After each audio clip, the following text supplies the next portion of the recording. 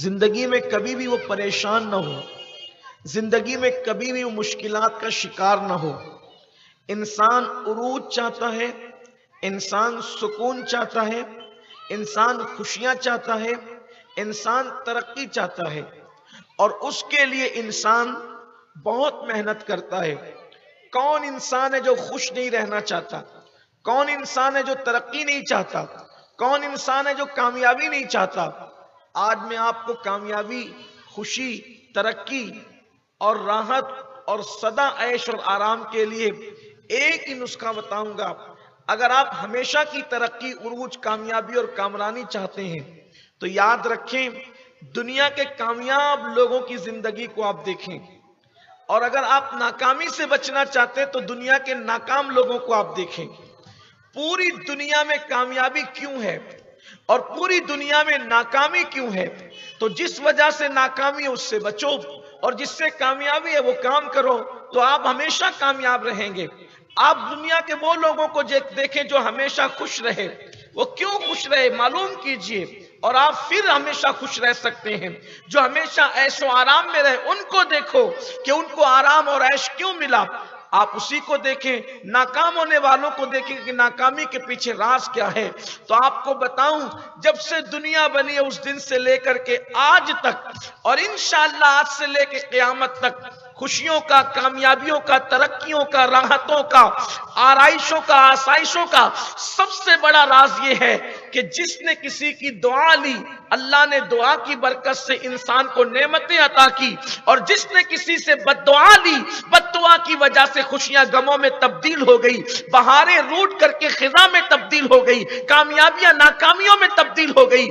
آئیے آج ہم اسی پہ گفتگو کرتے ہیں تاکہ میری قوم کے جوان کامیاب ہونا سیکھ جائیں۔ آپ سوچیں گے آپ کامیابی کو صرف ایک دعا پر ڈیپینڈ کر رہے ہیں؟ میں کہتا ہوں واللہ ہزاروں سال کی محنتیں انسان کو اس مقام پر نہیں پہنچاتی جہاں کسی صاحب دل کی دعا پہنچاتی ہے۔ اور اللہ اکبر، انسان کی غفلتیں جتنا انسان کو ناکام نہیں کرتی، اس سے زیادہ کسی کی بد دعا انسان کو ناکام کرتی ہے۔ آئیے، چونکہ کوئی تمیدی بہت لمبی چوڑی گفتگو نہیں کرنا چاہتا، وقت کے اندر جو گنجائش ہے مختصر گفتگو کر کے اپنی بات تمام کرتا ہوں۔ 4-5 پروگرامات میں اب تک جو آپ سنتے آئے ہیں، مجھے ایسا لگتا ہے کہ شاید آج کی گفتگو جو ہے آپ کے بہت زیادہ کام کی ہوگی اگر آپ اس کو ذہن میں، لیکن یاد رکھنا دعا وہاں پہنچے گا، بہترین ضابطہ آپ کو ملے گا۔ اگر میری مائیں اور بہنیں بھی موجود ہیں، میں ان کی بھی توجہ چاہتا ہوں۔ ایک ہوتا ہے کسی کے لیے بد دعا کروا دینا، ایک ہوتا ہے بد دعا لینا، ایک ہوتا ہے دعا کروانا، ایک ہوتا ہے دعا لینا۔ دیکھو دعا کروانا کیا ہے؟ مثال کے طور پر آپ کسی عالم سے ملے، آپ نے اس سے کہا دعا کر دو، عالم نے دعا کر دی، یہ دعا قبول ہوگی رد ہوگی اس کے بارے میں کوئی گارنٹی نہیں۔ آپ کسی امام سے ملے، اس نے کہا دعا کر دو، اس نے دعا کر دی، قبول ہوگی رد ہوگی اس کی کوئی گارنٹی نہیں۔ اسی طرح کسی ولی سے ملے، آپ نے اس کو کہا دعا کر دو، قبول ہوگی رد ہوگی اس کی کوئی گارنٹی نہیں۔ یہ دعا آپ کروا رہے ہیں، لیکن ایک ہوتا ہے دعا لینا۔ یہ جو دعا لینے والا سسٹم ہے، یہ دعا کبھی رد نہیں ہوتی۔ مطلب آپ کسی کے ساتھ ایسا کام کر جائیں، آپ کسی کی ایسی خدمت کر جائیں کہ آپ اس کی خدمت کی وجہ سے، آپ اس کو خوش کرنے کی وجہ سے، اس کو آپ کچھ بولے نہیں، اس کے دل سے نکل جائے کہ جا اللہ تیرا یہ کام کر دے، اس کو کہتے ہیں دعا لینا۔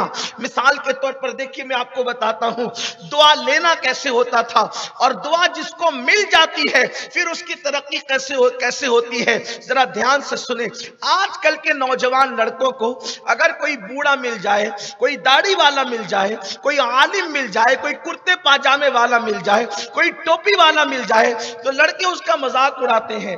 آپ کو یہی نظر آئے گا، سوٹ بوٹ پہ کوئی ملے گا، اگر وہ پھٹیچر بھی ہوگا، بھیک منگا، تو بھی اس سے مرعوب ہوں گے، اور اسلامی لباس میں کوئی ہوگا تو اس کا مذاق اڑائیں گے۔ یعنی سوچے مسلمانوں کی سوچ کیا ہو گئی ہے۔ مسلمانوں کی فکر کیا ہو گئی ہے؟ داڑھی والوں سے نفرت ہے، ٹوپی والوں سے نفرت ہے، امامے والوں سے نفرت ہے، مذہبی ہولیے والوں سے نفرت ہے، اور پھر اس کے بعد سوٹ بوٹ والوں سے مرعوب ہے۔ اس کا مطلب یہ ہے کہ تمہاری فکر کو زوال آیا ہے۔ مسلمانوں کے زوال کی سب سے بڑی وجہ ان کی افکار کا زوال ہے۔ قوموں کو زوال یوں نہیں آتا جب تک کہ قوموں کے افکار کو زوال نہیں آتا۔ اقبال کہتے ہیں قوت فکر عمل پہلے فنا ہوتی ہے، پھر کسی قوم کی شوکت کو زوال آتا ہے۔ کیسے فکر کو زوال آیا؟ چھوٹا سا بچہ گود میں لے کے جا رہے ہیں، توجہ کرنا، چھوٹا سا بچہ گود میں لے کے جا رہے ہیں، ایک طرف پینٹ شرٹ والا جا رہا ہے، ایک طرف کرتے پیجامے داڑھی ٹوپی والا جا رہا ہے، بچہ رو رہا ہے، تو وہ پینٹ شرٹ اور سوٹ بوٹ والے کو دکھا کے نہیں بولو گے کہ یہ ماریں گے، یہ پکڑ کے لے کے جائیں گے۔ یہی ہے نا، یہی کرتے ہو نا۔ سوٹ بوٹ والا، پینٹ شرٹ والا، اس کے بارے میں نہیں کہو گے کہ پکڑ کے لے کے جائیں گے ماریں گے۔ داڑھی والا دکھے گا، بولیں گے بابا ماریں گے، پکڑ کے لے جائیں گے۔ آپ مجھے بتائیں مسلمان ہو کر تمہارے دماغ میں کتنی گندگی ہے مذہبی لوگوں کے لیے کہ آپ نے تو اپنے بچے کے دل میں بچپن سے یہ بات ڈالی کہ جو داڑھی منڈا ہوگا وہ نہیں مارے گا، داڑھی والا مارے گا، جو پینٹ شرٹ والا ہے وہ نہیں مارے گا، داڑھی والا مارے گا۔ تو بولو بچپنے سے تمہارے بچوں کے فکر کے اندر یہ سوچ پلے گی کہ نہیں پلے گی؟ مارتا کون ہے؟ داڑھی والا۔ پکڑتا کون ہے؟ داڑھی والا۔ سوچو یہ مقام پر دنیا نے تمہیں لا کر کے کھڑا کیا، لاشعوری طور پہ تم خود اپنے مذہب سے بیزار ہو، اپنے مذہب سے خود بیزار ہو۔ بات دور نہ نکلے، میں اپنے عنوان کی طرف سے ہٹنا نہیں چاہتا، اور یہ کرنا چاہتا ہوں۔ مذاق اڑاتے لوگ، داڑھی والوں کا مذاق اڑاتے۔ جب تم مسلمان ہو کر کے خود داڑھی والوں کا مذاق اڑاؤ گے تو دنیا نہ اڑائے گی۔ مجھے دنیا کے مذاق اڑانے پہ شکوہ نہیں ہے۔ کیوں شکوہ نہیں ہے پتہ ہے؟ کیونکہ میری طبیعت منصور اللہ جیسی ہو گئی ہے اس وقت۔ کیوں؟ منصور نے جب کہا انا الحق تو پورے بغداد نے ان پہ پتھر مارا۔ جب پورے بغداد نے پتھر مارا تو منصور مسکرا رہے تھے، ہنس رہے تھے، کیونکہ منصور جانتے تھے یہ مجھے پہچانتے نہیں ہیں، ان کو میری اہمیت کا اندازہ نہیں ہے۔ لیکن جب جنید بغدادی کو بھی حکم ہوا کہ بادشاہ کے کارندے مخبری کے لیے موجود ہیں اور اگر کوئی پتھر نہیں مارے گا تو بادشاہ اس کے ہاتھ کٹوا سکتا ہے، اس کو سزا دے سکتا ہے، تو جنید بغدادی نے کہا چلو ہم بھی مارنے والوں میں اپنا نام لکھا دیں تاکہ کم سے کم بادشاہ کے لوگوں کو کوئی مخبری نہ کر سکے کہ ہم نے نہیں مارا۔ لیکن چونکہ اٹھتے ہوئے ہاتھ نظر آئیں گے، لاکھوں ہاتھ میں اٹھے ہوئے ہاتھوں میں کس کو پتا چلے گا پتھر کس نے مارا، پھول کس نے مارا، کس نے نہیں مارا؟ سب کے پتھر منصور کو لگتے ہیں، منصور ہنستے ہیں۔ جنید بغدادی نے پتھر نہیں مارا بلکہ پھول لیا اور پھول پھینک کر کے منصور کی طرف مارا تو منصور نے چلایا آہ! جنید نے کہا سب کے پتھر پر تجھے تکلیف نہیں، میرے پھول پہ تجھے تکلیف ہے؟ تو منصور نے کہا تھا یہ مجھے جانتے نہیں ہے لیے مارے، تو اس کا شکوہ کیا ہے؟ آپ تو مجھے جانتے ہیں نا کہ میں بات کیا کہہ رہا ہوں، اس لیے آپ کے پھول پہ مجھے تکلیف ہے۔ اگر دنیا داڑھی والوں کو تانا دے رہی ہے مجھے شکوہ ان سے نہیں ہے، کیونکہ وہ جانتے نہیں داڑھی ہے کیا چیز۔ تم مسلمان ہو کر اگر داڑھی کا مذاق اڑا رہے ہو تو مجھے شکوہ تم سے ہے کہ تمہیں پتہ نہیں داڑھی کس چیز کا نام ہے۔ داڑھی دنیا کے سب سے خوبصورت ترین انسان کی سنت ہے، داڑھی آمنہ کے لال کی سنت ہے، داڑھی محبوب کردگار کی سنت ہے، اس کی سنت ہے داڑھی کہ تیری سیرت تیری صورت زمانے سے نرالی ہے، تیری ہر ادا پیارے دلیل بے مثالی ہے۔ تو عرض یہ کر رہا تھا مذہبی اولیے میں آج کل ہمارے لڑکے مذاق اڑاتے ہیں، اگر کوئی فقیر آ جائے بھیک مانگنے والا، بچے اس کے پیچھے لگ جاتے ہیں، پتہ نہیں کیا ہوتا ہے، کتنا رونا رویا جائے تو دکھڑا ہی ہے، تو یہ تو راتیں ختم ہو لیکن کبھی یہ دکھڑے ختم نہ ہو، باتیں ختم نہ ہو۔ دعا لینے کی برکت کیا ہے؟ سرکار غریب نواز رضی اللہ تعالیٰ سے کسی نے پوچھا آپ کی ترقی کا راز کیا ہے؟ فرمایا کسی کی دعا۔ آپ کی ترقی کا راز کیا؟ کسی کی دعا کا کیا مطلب؟ کہ میرے محلے میں جبکہ میں 8-10 سال کا بچہ تھا، ایک فقیر آیا تھا، بھیک مانگنے والا۔ لوگوں کو لگتا تھا ایک فقیر آیا ہے، حالانکہ وہ بھیک مانگنے والا نہیں تھا، وہ لوگوں کو دینے والا۔ ہر بھکاری، میں لوگوں کو کہتا ہوں اپنے ذوق کے مطابق، ہر بھکاری مانگنے نہیں آتا، کچھ فقیر قسمتیں بدلنے بھی آتا۔ اقبال کہتے ہیں نگاہیں مرد مومن سے بدل جاتی ہیں تقدیریں، جو ہو ذوق یقین پیدا تو کٹ جاتی ہے زنجیریں۔ یہاں تو سب کو ایک ہی لکڑی سے ہانکنا ہے۔ اگرچہ تمہارے محلے میں جو بھیک مانگنے والے بھکاری ہیں، میں یہ نہیں کہتا کہ وہ بہت اچھے ہیں، گانجا چرس پی کے شراب کے نشے میں بھیک مانگتے ہیں، میں کہتا ہوں انہیں بھیک بھی نہ دیا کرو۔ نشہ کرنے والوں کو تو بھیک بھی دینے کی اجازت نہیں ہے، ان کو قرضہ دینے کی بھی اجازت نہیں ہے۔ روایتوں میں آتا ہے کہ جس نے نشہ کرنے والے کو قرضہ دیا، گویا اس نے اسلام کو ڈھانے میں مدد کی، اسلام کو گرانے میں مدد کی اس نے۔ نشہ کرنے والوں کو نہ بھیک دو، نشہ کرنے والوں کو نہ قرضہ دو۔ یہاں تک حدیث پاک میں آیا ہے کہ اگر نشہ کرنے والوں کو تم اپنے گھر میں کوئی فنکشن کرو تو اس کو دعوت میں بھی مت بلاؤ۔ اتنی نفرت ہے نشہ کرنے والوں سے۔ لیکن لوگ آج کل کے جو بھکاری ہیں، ان بھکاریوں کو تو فقیر بھی نہیں کہنا چاہیے، ان بھکاریوں کو فقیر، ان کو بھکاری کہنا چاہیے، بھک منگا کہنا، فقیر نہیں کہنا چاہیے۔ فقیر بڑا منصب ہے، فقیر اتنا بڑا منصب ہے کہ اگر بتا دو کہ فقیر کس کو کہتے ہیں تو لوگ فقیر کہنے میں فخر جو ہے وہ فخر کریں، فقیر کہنے میں فخر کریں۔ ایک روایت کے بارے میں صوفیہ کہتے ہیں حضور علیہ السلام نے فرمایا کہ جس کے پاس فقر ہوتا ہے، فقر، وہ فقیر کہلاتا ہے۔ ٹھیک، حضور علیہ السلام نے فرمایا الفقر فخری، کہ میرا فقر میرا فخر ہے۔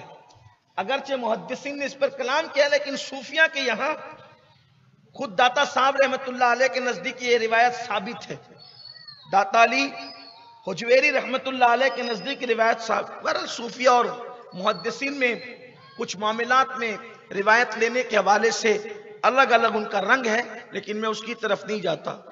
تو سرکار غریب نواز فرماتے کہ ایک فقیر مرد درویش ہماری بستی میں آیا اور بچے اس کو پتھر مارنے لگے، محلے کے بچے اس کو پتھر مار رہے تھے، اس فقیر کو۔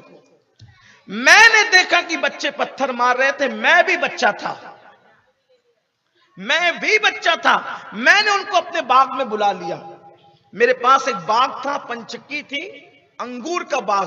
میں نے ان کو باغ میں بلا لیا، بٹھایا، اور بٹھا کر میں نے ان کو انگور کے خوشے پیش کیے۔ میرے ہم عمر بچے ان کو پتھر مار رہے تھے، میں نے ان کو انگور دیے، بس انہوں نے وہ انگور لیے اور انگور دیکھ کر کے ان کا دل خوش ہو گیا اور ان کے دل سے دعا نکل گئی اور میرے دل کی دنیا بدل گئی۔ دیکھو، کسی کی دعا نے کسی کو غریب نواز بنا دیا، ہندوستان کا سلطان بنا دیا۔ بلکہ ایک بات آپ کو بتاؤں، سرکار غریب نواز کو ہندوستان کا بادشاہ بھی کسی کی دعا نے بنایا۔ جب غوث پاک نے فرمایا قدمی حاضی علی رقبت کل ولی اللہ، کہ میرا یہ قدم ہر ولی کی گردن پر ہے، تو ہمارے بزرگوں نے لکھا ہے حضور غریب نواز نے گردن اتنی جھکائی کہ اللہ اکبر، زمین کو گردن لگ گئی، اور فرمایا بل علی عینی و راسی، کہ آپ کا یہ قدم صرف میری گردن پہ نہیں ہے بلکہ میری آنکھوں پر بھی ہے، میرے سر پر بھی ہے۔ جب آپ نے اتنا مبالغہ کیا سر جھکانے میں تو آپ نے دعا دی، سرکار غوث العظم دستگیر نے دعا دی۔ دیکھو، دل خوش کیا نا تو دعا دی۔ اللہ غیاث الدین کے بیٹے نے گردن جھکانے میں سبقت کی ہے، مولا میں نے اس کو ہندوستان کی بادشاہت قیامت تک کے لیے عطا کر دی۔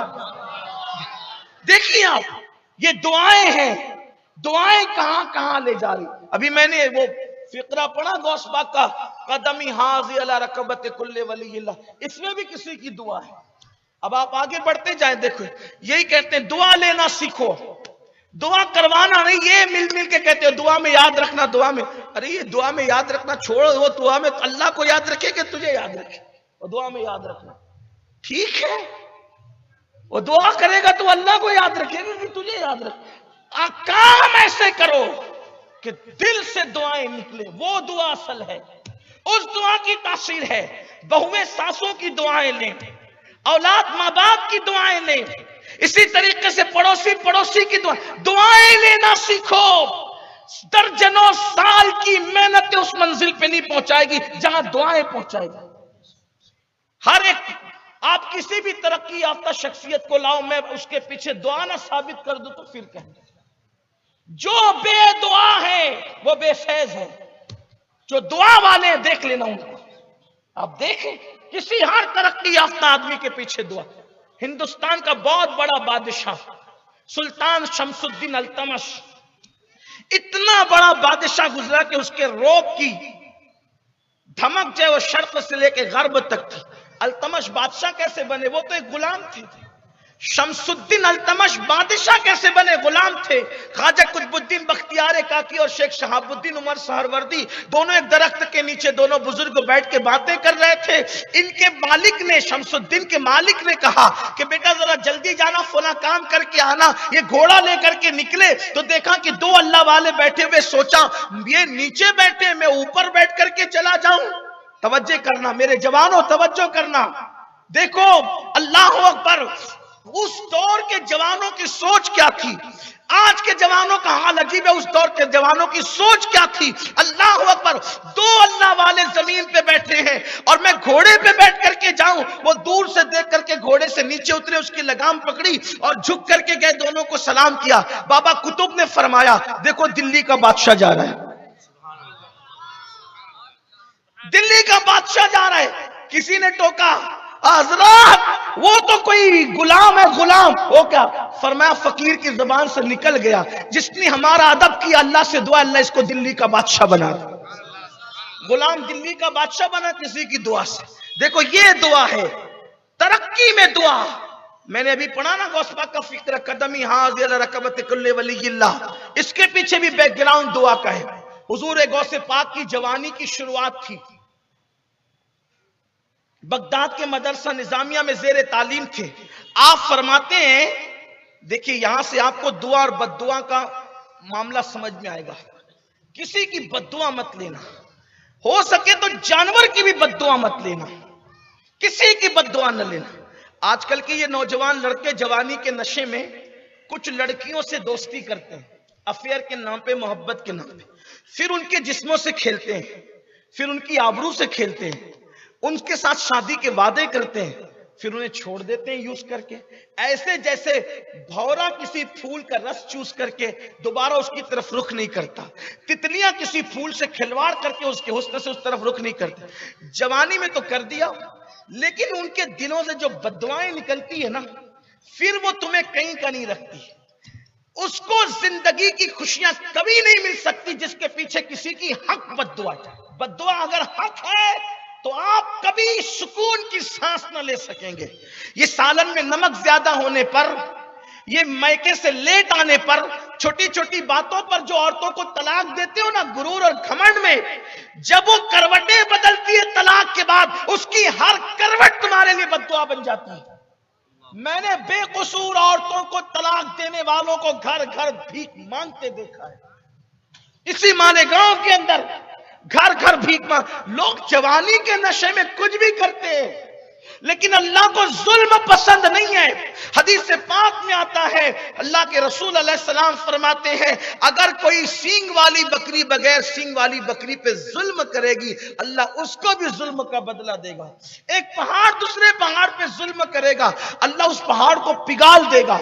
اللہ کو ظلم پسند نہیں ہے. کیوں؟ یہ کائنات سجائی اللہ نے، کائنات بنائی اللہ نے. کائنات میں آپ کسی پہ بھی ظلم کرتے ہو اذیت اللہ کو ہوتی ہے، کیونکہ یہ اللہ کی مخلوق ہے. اللہ کی مخلوق ہے، تم کسی پہ بھی ظلم کرو گے اذیت اللہ کو پہنچتی ہے. اللہ ظلم کو پسند نہیں کرتا، نہ وہ ظلم کرتا ہے اور نہ وہ ظلم کو پسند کرتا ہے، نہ وہ ظالموں کو پسند کرتا. حضور غوث پاک مدرسے میں تھے. مدرسے میں جب آپ پڑھ رہے تھے تو آپ خود فرماتے ہیں ایک بزرگ آئے ہوئے تھے بغداد میں، ان کا بڑا چرچا تھا، لوگ ان کو قطب صاحب کہتے تھے، قطب صاحب کہتے تھے. میرے دل میں خیال ہے کہ چل کر کے ان سے دعائیں لینی چاہیے. دیکھو دعائیں کروانی نہیں چاہیے، کیا کرنا چاہیے؟ دعائیں لینا چاہیے، دعائیں لینا چاہیے ان سے چل کے. میں نے اپنے دو دوستوں کو کہا کہ چلو چل کر وہ بزرگ آئے قطب صاحب، وہ ہوا میں اڑتے تھے،